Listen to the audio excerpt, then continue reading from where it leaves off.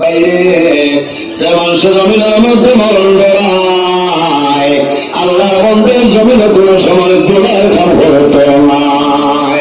আরে যে বন্ধা জমিনে মরণ ধরায় আল্লাহ বন্ধার নামাজ কোনো সময় জমিনে ছাড়বে না। যে বন্ধার জমিনের মধ্যে মরণ ধরায় আল্লাহ বন্ধার মা বাবার খেদমত কোনো সময় বন্ধ করতো না। যে বন্ধার জমিনের মধ্যে মরণ ধরাইব আল্লাহ বন্ধার ঘরে হক মারিয়া খাইত না। আর যে বন্ধার জমিনের মধ্যে মরণ ধরায় আল্লাহ বন্ধায় মানুষের আমানত খেয়ানত করতো না।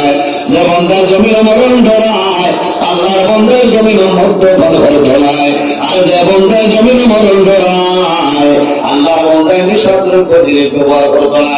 আর যে বন্ধার জমিনের মধ্যে মরণ ধরায় আল্লাহ বন্ধায় সুখের ব্যবসা জমিয়ে করতো না।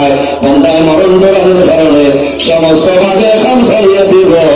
আর যদি বাজে খাম ছাড়িয়ে দেয় আল্লাহ বন্ধার জীবন তার জন্য উজাড় বানাইবা। সুবহানাল্লাহ।